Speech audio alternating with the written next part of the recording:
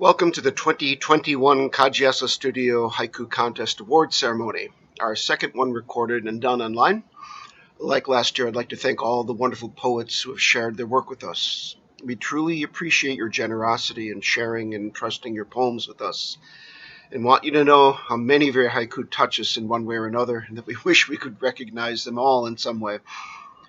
From the beginning, our intent has always been to celebrate the form of haiku, the valiant search for and recognition of haiku moments, and the keen intelligence and the craft that is required to render them in a way that can reflect the quiet power of these moments, making them accessible to all those who have ears. Contests, being what they are, demand that the highest-ranking haiku have these qualities, but we fully admit that our decisions are subjective and hope that you understand that we may have overlooked such qualities in, say, your haiku. We honestly do our best and hope that in some way provide an incentive for people to write a few more haiku, hone them a bit more carefully, and thus, in some small way, make the world a more beautiful place. First place. The best haiku, many of the best haiku, as we can find exceptions on our winners list, seamlessly weave the worlds of human perception and nature into one. After all, what are we humans but crucibles of nature? Around here, part of nature is the song of the peeper, named not after its eyes, but its peeping voice. They're tiny tree frogs, and like most human singers, they're singing for love, each male trying to outdo the other, so that next year the evenings and nights will ring just as loudly as this one. Our first prize haiku. Listening for the peepers he can no longer hear. Twilight. Listening for the peepers he can no longer hear. Twilight. And this in turn sings of the peepers. Just as we scan the trees for yellow leaves in September, take note of the first snowflake in the winter and rejoice when some of the white on the ground is no longer snow but snowdrops, we listen for the peepers. But as the seasons come and go, so do our faculties, with the emphasis on go as we advance in years. It's well known that our ability to hear the high tones fades, and if we get that far, there comes a time when the song of the peepers fades as well. Twilight here is especially appropriate, the between time of the day, the in-between time of the seasons, and the time of life when our ability to perceive the world is itself darkening. We can imagine the peepers in his memory, the peepers in his mind, and the uncertainty as to if they might be the peepers by the pond.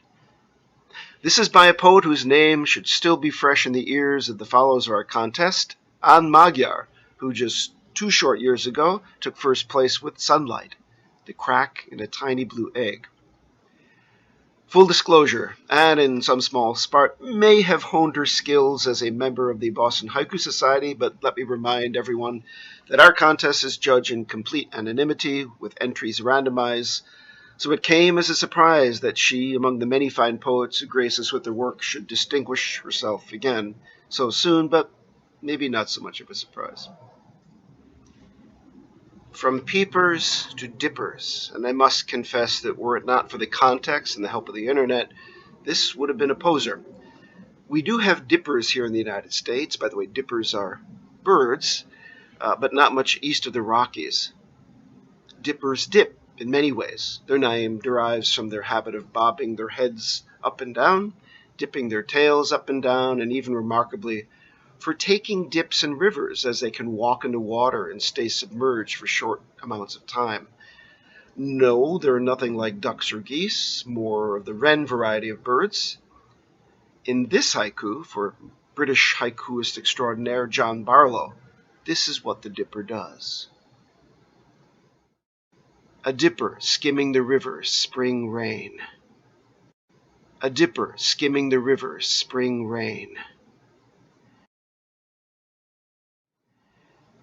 John chose to write this as a monoku, a one-liner, which draws the path of our dipper as she skims the surface of a river.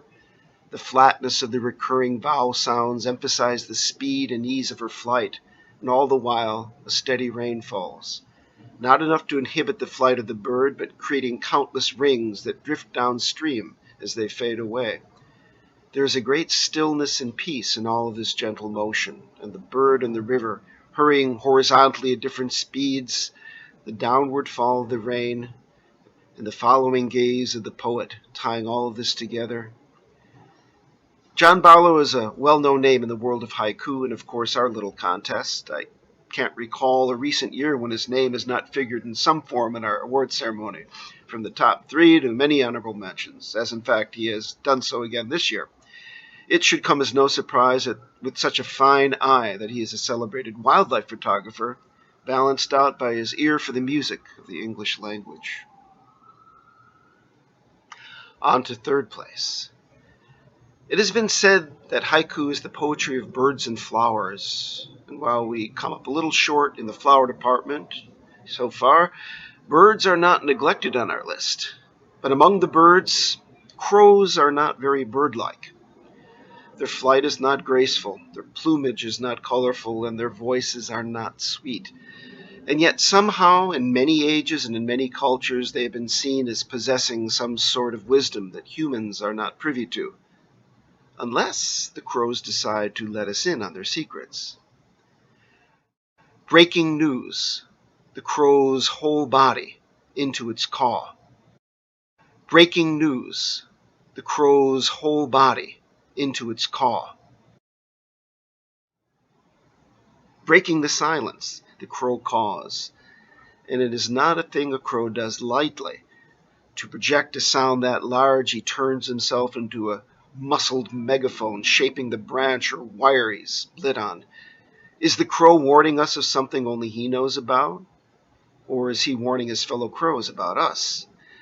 We cannot know, but in the mind of the poet, this seems oddly familiar. So many blaring news reports demanding our attention, warning us of the gravest dangers, insisting that we ignore them all at our peril. Peter's haiku melds these two worlds admirably. And finally, we come to the senyu. Traditionally, Japanese senyu has had the same form as haiku, but no season word. This makes the distinction a little harder to make outside of a Japanese context where we merrily write on without season word dictionaries, while a twilight area does exist between the two. The ultimate appeal in haiku is to an appreciation of nature, while the ultimate appeal in senyu is to human nature, our foibles and blind spots, the gentle pattern of ironies that we so often discern in our lives. Hi everyone, Jackie Pierce here from British Columbia, Canada. This is the first time I've entered the Kaji Aso Studio contest, so I'm very pleased to be here with all of you poets. My senru, Youth Rail Pass, the unfolding map inside me.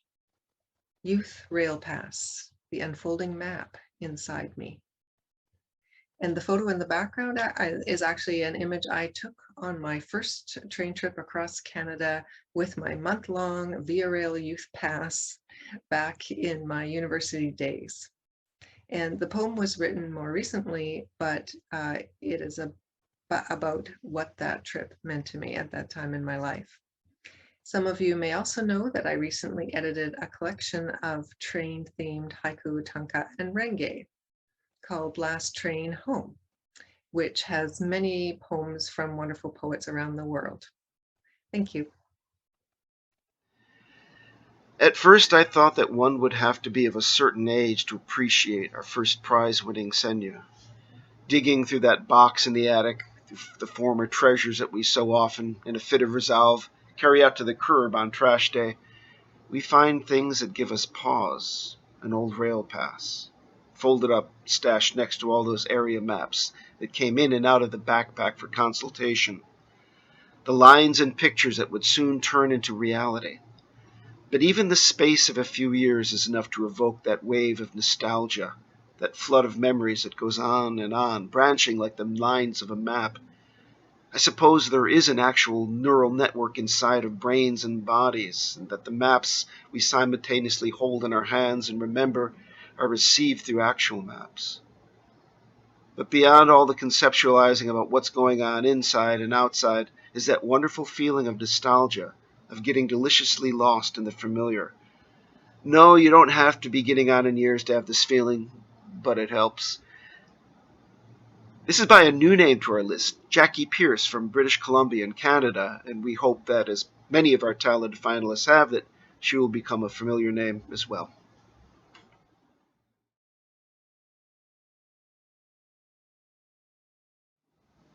And now we come to our haiku honorable mentions.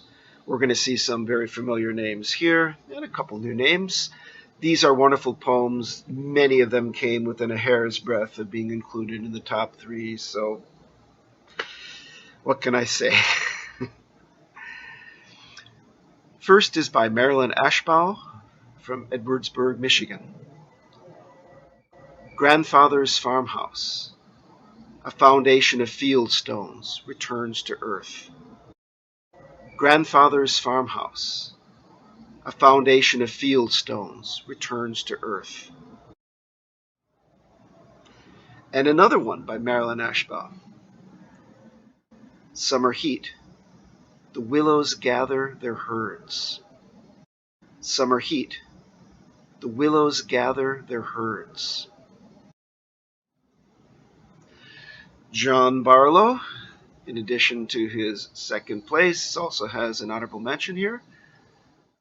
All the purples deepening in the thistle, distant goldfinch song. All the purples deepening in the thistle, distant goldfinch song. And Alan Bridges, another very successful poet in our contest, has this. Spring freshet, the river wriggles free of its ice. Spring freshet, the river wriggles free of its ice.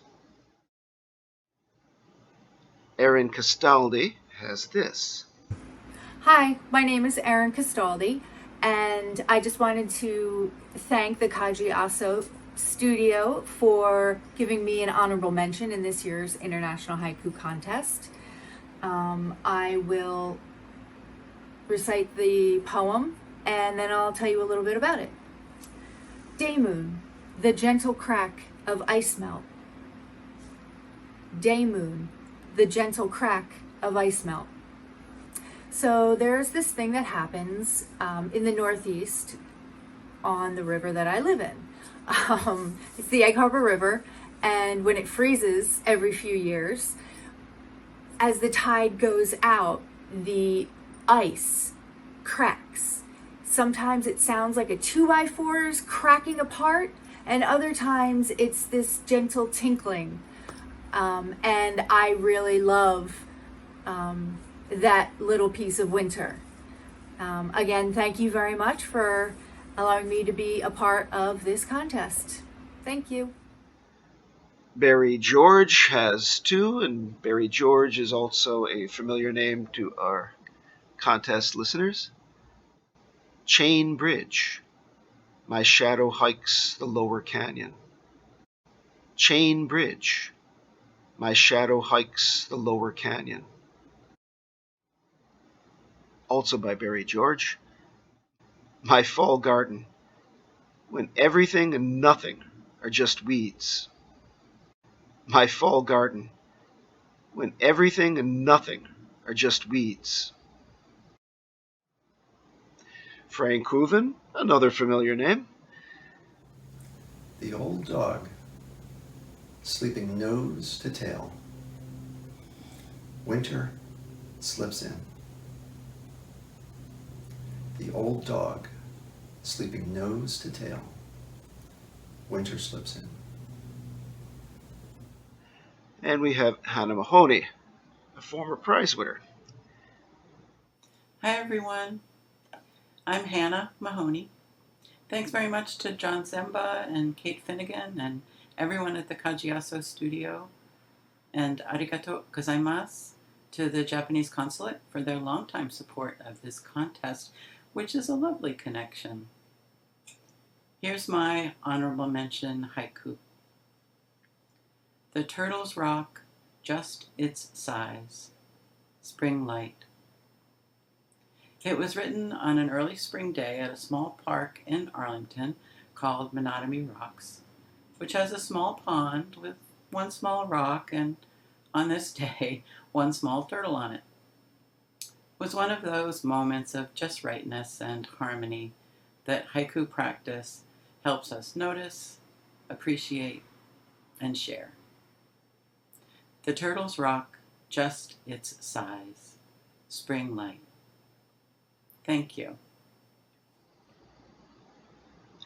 And finally, another one by Jackie Pierce. Hi again, everyone. In the background of this image is a very dry park and a bench that I sat on while I wrote the following haiku, just probably the week I submitted it to the contest. And as another bit of background, you probably know that on the West Coast, from Canada down into California, we've been having a really dry summer with lots of forest fires, much drier than usual for us here in British Columbia. Heat wave, searching for somewhere green to place the inchworm. Heat wave, searching for somewhere green to place the inchworm. And I was sitting on this bench and the inchworm fell down on me, and this is exactly what happened. So thank you for sharing that moment with me. And now we come to our Senyu honorable mentions. And these are all very fine examples. We had a good crop this year. It was a tough job choosing them, but if you're new to Senyu and you're not really sure about the difference between haiku and Senyu, I think by reading these you'll see the humor, the irony, and the difference between Senyu and haiku. First is by Alan Bridges once again. The town I'm pretty sure I grew up in. The town I'm pretty sure I grew up in. And next is by Tracy Davidson of Warwickshire in the UK. Wicker coffin. Even sleeping, she is woke. Wicker coffin. Even sleeping, she is woke. And finally, our own Larry Rundgren, a stalwart of the Boston Haiku Society, and very fine haiku poet, and obviously very fine Senyu poet as well. Election season. A politician's yard sign blows back and forth in the wind. Thank you very much. I hope you've enjoyed all of these wonderful poems as much as I have, and please remember us next year for the Kaji Aso Haiku Contest.